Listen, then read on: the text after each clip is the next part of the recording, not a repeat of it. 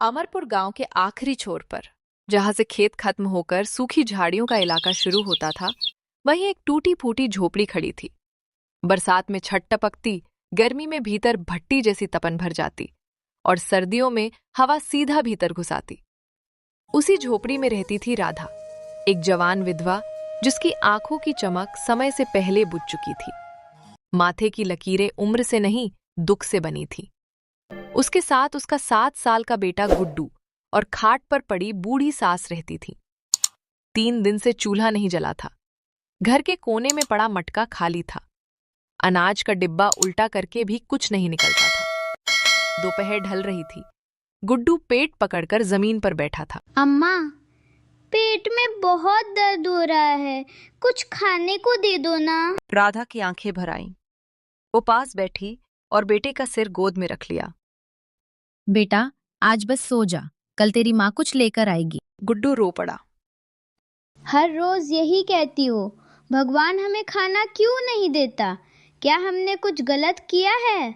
राधा के दिल में जैसे किसी ने चाकू घोंप दिया। उसने अपने आंसू छिपाते हुए कहा, भगवान देर करता है बेटा, अंधेर नहीं। कोने में खांसती हुई बूढ़ी सास बोली, बहू, मैं अब ज्यादा दिन नहीं जीऊंगी, लेकिन इस बच्चे को भूखा मत मरने देना। राधा बाहर निकल आई। आसमान की तरफ देखकर बोली, हे भगवान, अगर मेरी परीक्षा लेनी है तो ले, पर मेरे बच्चे को क्यों तरपा रहा है? उस रात तीनों बिना खाए सो गए। सुबह राधा ने निश्चय किया, आज खाली हाथ वापस नहीं लौटेगी। उसने पुरानी टोकरी उठाई, कुल्हाड़ी कंधे पर रखी और शामवन जंगल की ओर चल पड़ी। रास्ता लंबा था, पैर जल रहे थे, मगर उसके मन में सिर्फ गुड्डू का रोता चेहरा था। जंगल पहुंचकर वह पेड़ के नीचे बैठी ही थी कि झाड़ियों से कराहने की आवाज आई। राधा डरते डरते आगे बढ़ी। झाड़ियों के बीच एक घायल हिरनी पड़ी थी। उसके शरीर पर गहरे घाव थे, आंखों में दर्द भरा था। तभी वह इंसानी आवाज में बोली, मुझे मत मारो, बहुत दर्द हो रहा है। राधा समझ गई, पर अगले ही पल उसके मन की मां जाग गई। अगर इसे छोड़ दिया तो ये यहीं मर जाएगी। उसने पास के तालाब से पानी लाकर पिलाया, पत्तियां तोड़ी, अपने आंचल को पाड़कर पट्टी बांधी। हिरनी की आंखों में राहत झलकने लगी। राधा बुदबुदाई, घर पर मेरा बच्चा भूखा है, लेकिन तुझे ऐसे छोड़ दूं तो इंसान कहलाने लायक नहीं रहूंगी। राधा हिरनी को अपने घर ले आई। रात को हिरनी बोली, राधा, तूने अपना दुख भूलकर मेरी सेवा की है। आज से तेरे घर भूख नहीं आएगी, पर याद रखना, जहाँ लालच आएगा वरदान चला जाएगा। राधा ने हाथ जोड़कर कहा, मुझे धन नहीं चाहिए, बस मेरे बच्चे को भूखा मत रखना। जब वह झोपड़ी के अंदर गई तो स्तब्ध रह गई। कोने में अनाज के बोरे रखे थे, चूल्हे में आग सुलग रही थी, मिट्टी के बर्तन में दूध रखा था। गुड्डू जागा और खुशी से चिल्लाया, अम्मा, आज रोटी मिलेगी? राधा बेटे को सीने से लगाकर रो पड़ी। उस रात महीनों बाद घर में दाल रोटी बनी। बूढ़ी सास खाते खाते रो पड़ी, अब चैन से मर सकूंगी। कुछ ही दिनों में राधा का घर बदल गया। गुड्डू के गाल भरने लगे, उसकी आंखों में चमक लौट आई। पर गांव वालों की नजरें बदल गईं। चौपाल में चर्चा होने लगी, कल तब भूखी थी, अब घर भरा पड़ा है, कुछ तो राज है। मुखिया लालच में भर गया। उसने कहा, अगर कोई वरदान है तो पूरे गांव का है। शाम को भीड़ राधा की झोपड़ी पहुंच गई। सवाल, आरोप, धमकी। गुड्डू डरकर मां से चिपक गया। तभी हिरनी सामने आई और बोली, राधा ने सेवा की, इसलिए वरदान मिला। वरदान सेवा से मिलता है। पर मुखिया नहीं माना। अब ये हिरनी पूरे गांव की है। हिरनी की आंखों में आंसू आ गए। जहाँ लालच होगा वहां मैं नहीं रहूंगी। तेज प्रकाश फैला और वह जंगल में विलीन हो गई। राधा जमीन पर गिर पड़ी। गुड्डू रोते हुए बोला, अम्मा, अब फिर भूखे रहेंगे? राधा ने बेटे को गले लगाकर कहा, जब तक तेरी माँ जिंदा है तुझे भूखा नहीं रहने देगी। गांव वालों को अपनी गलती समझ आई। बुजुर्ग बोले, हमने सेवा नहीं की, सिर्फ लालच किया। लोग अनाज, लकड़ी और दूध लेकर आने लगे। राधा ने कहा, मुझे दान नहीं चाहिए, बस इतना करो कि गांव में कोई भूखा न सोए। हिरनी के जाने के बाद राधा की झोपड़ी फिर साधारण हो गई, पर इस बार एक फर्क था। अब वह अकेली नहीं थी। गांव वालों को अपनी गलती समझ आ चुकी थी। गुड्डू अब रोज माँ के साथ जंगल जाता, लकड़ियां बीनता और छोटा मोटा काम करने लगा। गरीबी अभी भी थी, लेकिन अब भूख उतनी डरावनी नहीं लगती थी, क्योंकि गांव के लोग एक दूसरे का सहारा बनने लगे थे। समय धीरे धीरे बीतता गया। गुड्डू बड़ा होने लगा। उसकी आंखों में एक अलग चमक थी। वह अक्सर माँ से पूछता, अम्मा, अगर हिरनी माता फिर आए तो क्या वो हमें पहचानेंगी? राधा मुस्कुराकर कहती, बेटा, जो दिल से सेवा करता है उसे भगवान भी नहीं भूलते। एक साल अमरपुर पर बड़ी मुसीबत आ गई। बरसात नहीं हुई, खेत सूख गए, कुएं का पानी नीचे चला गया, फसल बर्बाद हो गई। गांव में फिर चिंता छा गई। लोगों के घरों में अनाज कम होने लगा। फिर वही डर लौट आया, भूख का। एक दिन चौपाल में सब इकट्ठा हुए। मुखिया अब पहले जैसा नहीं रहा था। उसके चेहरे पर पछतावे की लकीरें थीं। वो बोला, अगर हम पहले की तरह स्वार्थी बन गए तो ये गांव फिर टूट जाएगा। तभी अब जवान हो चुका गुड्डू खड़ा हो। अगर हम सब मिलकर काम करें तो सूखा भी हमें नहीं हरा सकता। सब उसकी ओर देखने लगे। गुड्डू का प्रस्ताव। गुड्डू बोला, जंगल के पास जो सूखी जमीन है, वहां अगर हम सब मिलकर तालाब खोदें तो बरसात का पानी रुकेगा, खेतों को पानी मिलेगा, किसी को भूखा नहीं रहना पड़ेगा। गांव वाले पहले हिचकिचाए। इतना बड़ा काम कैसे होगा? तभी राधा आगे आई। जब मेरा घर भूखा था तब भी मैंने उम्मीद नहीं छोड़ी। अगर हम सब मिलकर मेहनत करें तो भगवान भी मदद करेगा। धीरे धीरे लोग तैयार हो गए। पूरे गांव ने मिलकर काम शुरू किया। औरतें मिट्टी ढोती, बच्चे पत्थर हटाते, आदमी खुदाई करते। दिन की धूप, पसीना, थकान, पर उम्मीद भी थी। गुड्डू सबसे आगे काम करता। उसके हाथों में छाले पड़ गए, मगर उसने हार नहीं मानी। राधा दूर खड़ी बेटे को देखती और सोचती, कल तक जो बच्चा भूख से रोता था, आज पूरे गांव की उम्मीद बन गया। कई हफ्तों की मेहनत के बाद तालाब तैयार हो गया। कुछ ही दिनों बाद बादल छा गए। पहली बारिश हुई। तालाब पानी से भर गया। गांव में खुशी की लहर दौड़ गई। उस रात गुड्डू तालाब किनारे बैठा था। अचानक झाड़ियों में हलचल हुई। वही चमकती आंखें, वही कोमल चाल। हिरनी फिर सामने खड़ी थी। गुड्डू की आंखें भर आईं। माता, आप लौट आई? हिरनी ने इंसानी आवाज में कहा। मैं कभी गई ही नहीं थी। मैं देख रही थी कि तुम लोगों ने लालच छोड़ दिया है। राधा भी वहां पहुंच गई। हिरनी बोली, राधा, तेरी करुणा ने इस गांव को बदल दिया और आज तेरे बेटे ने पूरे गांव को जीने का रास्ता दिखाया है। गुड्डू ने झुककर कहा, माता, हमें अब वरदान नहीं चाहिए। बस इतना वरदान दो कि हमारे गांव में कोई भूखा ना सोए। हिरनी की आंखों में गर्व झलक उठा। जब इंसान खुद एक दूसरे का सहारा बन जाए तो वरदान की जरूरत नहीं रहती। और वो फिर जंगल में खो गई। नई शुरुआत। अमरपुर अब बदल चुका था। तालाब के पानी से खेत हरे हो गए। गांव वाले मिलकर काम करते। कोई भूखा नहीं सोता। एक शाम राधा ने बेटे से पूछा, तू बड़ा होकर क्या बनेगा? गुड्डू मुस्कुराया। माँ, मैं ऐसा इंसान बनूंगा जो किसी को भूखा नहीं रहने देगा। राधा की आंखों में आंसू आ गए। इस बार दुख के नहीं, गर्व के। समय बीतता गया। अमरपुर गांव अब पहले जैसा नहीं रहा था। गुड्डू अब जवान हो चुका था, लंबा, मजबूत और मेहनती। पर उसकी सबसे बड़ी पहचान थी उसका दयालु दिल। लेकिन राधा अब बूढ़ी होने लगी थी। बरसों की मेहनत और संघर्ष ने उसके शरीर को कमजोर कर दिया था। एक शाम राधा खांसते हुए आंगन में बैठी थी। गुड्डू खेत से लौटकर आया। माँ, दवा क्यों नहीं लेती? तुम्हारी तबीयत रोज खराब हो रही है। राधा हल्की मुस्कान के साथ बोली, बेटा, अब शरीर थक गया है, पर दिल खुश है, क्योंकि तू अब अपने पैरों पर खड़ा है। गुड्डू की आंखें भर आईं। माँ की आखिरी इच्छा। उस रात राधा ने गुड्डू को पास बुलाया। बेटा, अगर मैं चली जाऊं तो एक बात याद रखना। गुड्डू घबरा गया। माँ, ऐसी बात मत करो।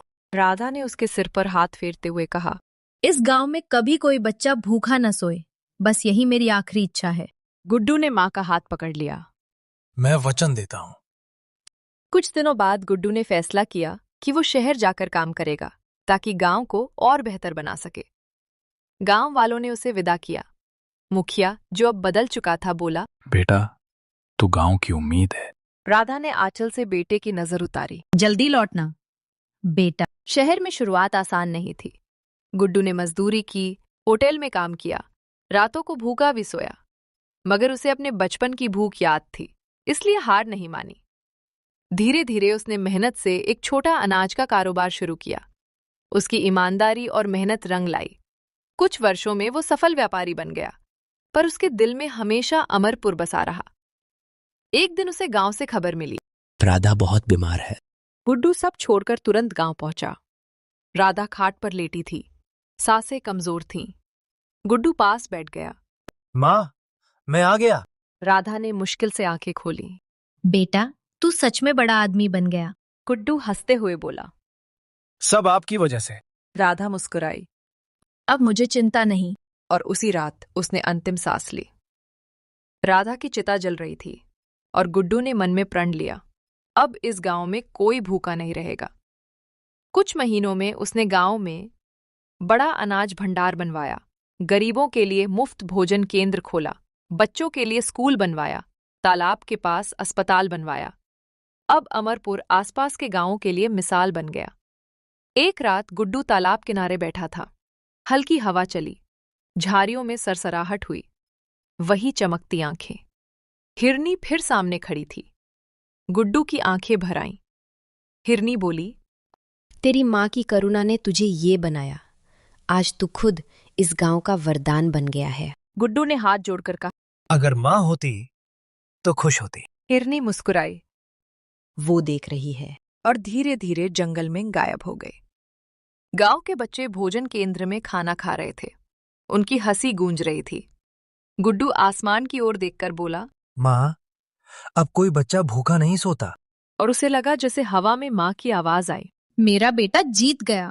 समय आगे बढ़ता गया। अमरपुर अब खुशहाल गांव बन चुका था। खेत लहलहाते थे, स्कूल में बच्चों की आवाज गूंजती थी और भोजन केंद्र से रोज किसी न किसी के घर का चूल्हा जलता था। लेकिन खुशियों के साथ नई चुनौतियां भी आती हैं। एक साल भयंकर सूखा पड़ा। बारिश कई महीनों तक नहीं हुई। तालाब का पानी कम होने लगा और आसपास के गांवों में फिर से भूख और परेशानी फैल गई। एक दिन कई गांवों के लोग अमरपुर पहुंचे। गुड्डू भैया, हमारे यहाँ अनाज खत्म हो गया, बच्चे भूखे हैं। गुड्डू का दिल पिघल गया, मगर इस बार समस्या बड़ी थी। अगर अनाज बांट दिया गया तो अमरपुर में भी संकट आ सकता था। गांव वालों की बैठक बुलाई गई। कुछ लोग बोले, पहले अपने गांव को बचाओ, वरना सब भूखे मरेंगे। गुड्डू चुप बैठा रहा। उसे अपनी माँ की बात याद आई, कभी कोई बच्चा भूखा न सोए। गुड्डू खड़ा हुआ और बोला, अगर हमारे पास थोड़ा है और हम उसे बांट लें तो शायद हम सब बच जाएंगे। लेकिन अगर हम डर कर बैठ गए तो इंसानियत हार जाएगी। कुछ देर सन्नाटा रहा। फिर मुखिया बोला और निर्णय हुआ, अनाज सभी जरूरतमंद गांवों में बांटा जाएगा। गुड्डू ने अपने शहर के व्यापारियों से भी मदद मांगी। कई लोग उसके नेक काम से प्रभावित होकर मदद के लिए आगे आए।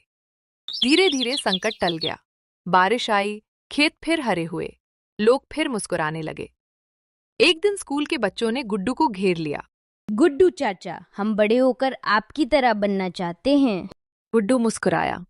उसे लगा जैसे उसकी माँ पास खड़ी कह रही हो, अब मेरा सपना सिर्फ अमरपुर का नहीं, पूरी दुनिया का हो गया। उस रात गुड्डू ने आसमान की ओर देखा। अब उसे समझ आ गया था, सबसे बड़ी जीत धन कमाना नहीं, बल्कि लोगों के दिल जीतना है। समय अपनी रफ्तार से आगे बढ़ रहा था, लेकिन उस रात गुड्डू को नींद नहीं आ रही थी। बार बार उसे अपनी माँ की बातें याद आ रही थी। अचानक उसे याद आया कि घर के पुराने संदूक को उसने कभी ठीक से देखा ही नहीं। वही संदूक जिसे उसकी माँ हमेशा संभाल कर रखती थी। अगली सुबह गुड्डू ने घर की सफाई करते हुए उस संदूक को खोला। अंदर पुराने कपड़े, कुछ तस्वीरें और एक कपड़े में लिपटा हुआ पत्र मिला। पत्र देखकर गुड्डू के हाथ कांपने लगे। वो माँ की लिखावट थी। उसने धीरे धीरे पत्र पढ़ना शुरू किया। बेटा गुड्डू, अगर तू ये पत्र पढ़ रहा है तो समझ लेना कि मैं तेरे साथ नहीं हूँ। पर एक बात जो मैंने तुझसे छिपाई, वो अब तुझे जाननी चाहिए। गुड्डू की आंखें भर आईं। पत्र में लिखा था कि कई साल पहले अमरपुर में भी भयानक अकाल पड़ा था। उस समय गांव के लोगों ने गुड्डू की मां और उसे गांव से निकाल दिया था क्योंकि उनके पास बांटने को कुछ नहीं था। भूख और अपमान से बचने के लिए उसकी मां ने दूसरे गांवों में मजदूरी की, भीख मांगी, लेकिन अपने बेटे को कभी भूखा नहीं सोने दिया। पत्र के अंत में लिखा था, बेटा, अगर कभी तू बड़ा बने तो किसी भूखे को खाली मत लौटाना, क्योंकि भूख इंसान की इज्जत छीन लेती है। गुड्डू की आंखों से आंसू बह निकले। उसे समझ आया कि उसकी मां हमेशा क्यों कहती थी, किसी को भूखा मत रहने देना। उसी दिन गुड्डू ने फैसला लिया। वो सिर्फ अमरपुर नहीं बल्कि आसपास के सभी गांवों के लिए एक स्थायी अन्न भंडार और मुफ्त भोजन योजना शुरू करेगा, ताकि कभी किसी मां को अपने बच्चे के लिए भीख न मांगनी पड़े। शाम को उसने पूरे गांव को इकट्ठा किया और अपनी मां की कहानी सुनाई। गांव वाले भी भावुक हो गए। मुखिया ने कहा, आज हमें समझ आया कि तुम्हारी माँ कितनी महान थी। उस रात गुड्डू ने आसमान की ओर देखा और धीरे से बोला, माँ, अब तुम्हारा दर्द किसी और माँ को नहीं सहना पड़ेगा। लेकिन गुड्डू को नहीं पता था कि उसकी इस नई योजना से कुछ लोगों के स्वार्थ पर चोट पड़ने वाली थी और आगे उसका सामना सबसे बड़े विरोध से होने वाला था। अन्न भंडार बनाने की तैयारी पूरे जोर शोर से शुरू हो गई। गांव के लोग अपने अपने काम छोड़कर मदद करने लगे। कोई ईंट लाता, कोई लकड़ी तो कोई मजदूरी करता, लेकिन हर किसी को ये काम पसंद नहीं आ रहा था। पास के शहर का एक बड़ा अनाज व्यापारी था, सेठ धर्मपाल। कई गांवों में उसी के गोदाम से महंगे दाम पर अनाज बिकता था। लोग मजबूरी में उससे कर्ज लेते और सालों तक उसका कर्ज चुकाते रहते। जब उसे पता चला कि अमरपुर में मुफ्त अन्न भंडार बनने वाला है तो उसका गुस्सा भड़क उठा। वो बोला, अगर ये गुड्डू सफल हो गया तो मेरा व्यापार खत्म हो जाएगा। उसी रात उसने अपने लोगों को बुलाया। कुछ ऐसा करो कि ये काम रुक जाए। उसने आदेश दिया। कुछ दिनों बाद रात के अंधेरे में अन्न भंडार के निर्माण स्थल पर आग लगा दी गई। सुबह जब गांव वालों ने देखा तो सब कुछ जल चुका था। गुड्डू कुछ देर तक खामोश खड़ा रहा। उसकी मेहनत, लोगों की उम्मीदें सब राख बन चुकी थी। गांव के लोग डर गए। किसी ने पूछा, अब क्या होगा गुड्डू? गुड्डू ने राख को हाथ में उठाया और बोला, जिस सपने में माँ की दुआ हो उसे कोई आग जला नहीं सकता। उसकी आंखों में पहले से ज्यादा हिम्मत थी। उसने ऐलान किया, अन्न भंडार पहले से भी बड़ा बनेगा। गांव वालों ने जोर से आवाज लगाई, हम तुम्हारे साथ हैं। लेकिन गुड्डू समझ गया था अब लड़ाई सिर्फ भूख से नहीं बल्कि लालच से भी थी और असली परीक्षा अब शुरू होने वाली थी। गांव वालों ने फिर काम शुरू कर दिया। इस बार दिन रात पहरा भी रखा जाने लगा। इसी बीच एक रात पहरे पर खड़े किशन ने 2 अजनबी लोगों को गोदाम के पास घूमते देखा। गांव वालों ने उन्हें पकड़ लिया। पहले तो वे झूठ बोलते रहे, लेकिन जब गांव के बुजुर्गों ने सख्ती दिखाई तो सच सामने आ गया। उन्होंने बताया कि उन्हें सेठ धर्मपाल ने भेजा था। ये खबर पूरे इलाके में फैल गई। अगले दिन गांव के लोग गुड्डू के साथ शहर गए और प्रशासन को शिकायत दी। जांच हुई और सेठ धर्मपाल की साजिश उजागर हो गई। उसे भारी जुर्माना और सजा मिली। अब कोई गुड्डू के रास्ते में खड़ा नहीं था। कुछ महीनों की मेहनत के बाद अमरपुर का सबसे बड़ा अन्न भंडार बनकर तैयार हुआ। उद्घाटन के दिन पूरे इलाके के लोग आए। पहली बार ऐसा हुआ कि किसी गांव में कोई भूखा नहीं सोया। गुड्डू ने भंडार के दरवाजे पर अपनी मां की तस्वीर लगवाई और धीरे से बोला, माँ, अब किसी को भूख नहीं सताएगी। गांव के बुजुर्ग ने उसके सिर पर हाथ रखकर कहा, तूने सिर्फ भंडार नहीं बनाया बेटा, लोगों का भरोसा वापस दिया है। समय बीता। अमरपुर अब मिसाल बन गया। दूसरे गांव भी इसी तरह अन्न भंडार बनाने लगे। गुड्डू ने कभी अपने लिए कुछ नहीं मांगा, बस लोगों की मदद करता रहा। एक दिन बच्चों ने उससे पूछा, गुड्डू भैया, आपकी सबसे बड़ी जीत क्या है? गुड्डू मुस्कुराया और बोला, जब कोई बच्चा भूखा नहीं सोता, वही मेरी जीत है। और इस तरह एक माँ का सपना, एक बेटे की मेहनत और पूरे गांव की एकता ने लालच पर जीत हासिल की। इस कहानी की सीख ये है कि माँ के सपने और संस्कार बेटे की सबसे बड़ी ताकत बनते हैं। सच्चा बेटा वही होता है जो अपनी माँ की सीख को याद रखकर सिर्फ अपने लिए नहीं बल्कि पूरे समाज के लिए जीता है। जब बेटा मेहनत, ईमानदारी और दया का रास्ता चुनता है तो वो कई लोगों की जिंदगी बदल सकता है। माँ की ममता और बेटे का समर्पण मिलकर हर कठिनाई पर जीत दिलाते हैं। जहां माँ का आशीर्वाद और बेटे का नेक इरादा हो, वहां भूख, डर और लालच भी हार